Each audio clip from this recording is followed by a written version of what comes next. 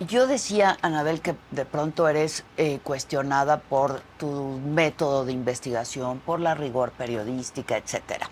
Yo tengo aquí dos de tus más recientes publicaciones, ¿no? Las señoras del narco y esta, que es la más reciente, que se presentó apenas hace unos días, La historia secreta. Es muy diferente cuando hablamos de las señoras del narco que cuando hablamos de la historia secreta que involucra al presidente de México, al presidente López Obrador. ¿En qué basas esta investigación? Tienes una entrevista muy interesante con el Minilic, quien fue pues socio, amigo y no sé si compadre, ¿no? También del Chapo Guzmán. Y de los Chapitos. Y de los Chapitos también.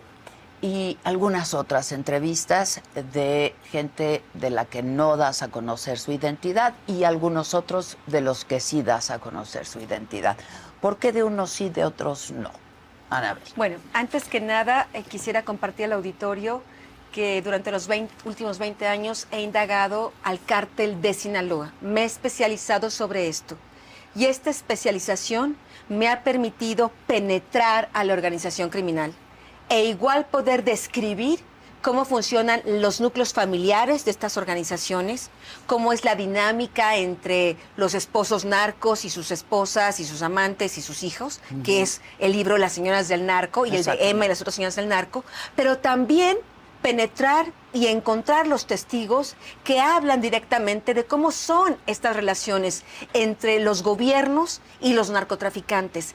Es importante entender que no existe una cosa sin la otra en un país como México. Y hoy lo vemos más que nunca. Tenemos al país sometido por estas organizaciones criminales. Y no puede existir uno sin el otro. Yo estoy de acuerdo contigo. Pero estos señalamientos son durísimos, ¿no? El fundamento de esta investigación son tres rutas de investigación que corrieron en paralelo. Okay. Por una parte están lo que vemos todos los días, esta política pública de abrazos, no balazos, esta decisión de saludar a la mamá del Chapo, que cualquiera que minimice esto está mal informado. Imaginemos a un presidente como Mattarella de Italia, que va y saluda a la mamá de Toto Riina. El señor tendría que renunciar a las horas siguientes, en un país donde han masacrado personas, jueces, civiles, en un país como Italia, donde han existido ataques terroristas del crimen organizado. Un presidente que prefiere saludar a la mamá de Toto Riina en vez de saludar a las víctimas, simplemente no tendría cabida. Esa es la vida normal. Lo que ha pasado en este sexenio desde un inicio es una serie de anormalidades. La liberación de Ovidio, etcétera, etcétera. Una pregunta periodística es, ¿por qué? ¿Cuál es el origen de este comportamiento, dijéramos, totalmente inesperado de un hombre que dijo que iba a romper con el sistema criminal y con todas las redes de corrupción? Por otra parte, está una reunión donde yo me encuentro en una oficina de un fiscal de distrito en Nueva York, en plena pandemia del COVID, entre septiembre y octubre de 2020.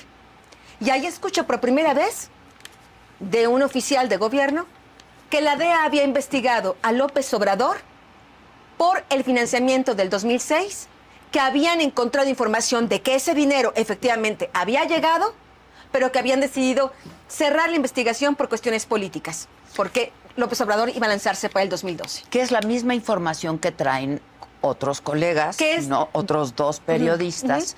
¿No has pensado que esa información la pudo filtrar la DEA?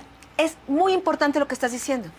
Yo no ignoro si Tim Golden o los compañeros de Inside the Crime cuándo obtuvieron la información. Yo no lo sé. Nunca he tenido diálogo con ellos. Pero se publica un poco al mismo tiempo. Yo te estoy hablando de una información que yo obtuve en 2020. No en enero de 2024, no en diciembre de 2023, desde 2020. ¿Qué es lo que hago yo con esta información? Evidentemente yo pienso, puede ser una gran mentira. Los DEA, sabemos, el gobierno de Estados Unidos tiene sus agendas. Los conozco muy bien, los he investigado. Sé cómo algunos agentes de la DEA habían hecho acuerdos con el cártel de Sinaloa y eso viene escrito en mi libro El Traidor. Entonces, lo conozco, conocí la información y fui, dijéramos, escéptica, porque es la obligación de un periodista. Como fui escéptica cuando empecé a recibir las primeras informaciones sobre Genaro García Luna. No es que lo recibí y al otro día lo publiqué. Eso no es periodismo. Yo no sé lo que hicieron los colegas de Insider Crime. Yo no hago esas cosas. Yo tengo la información. ¿Te llega esta información? Y lo que yo hice, ¿será o no será cierto?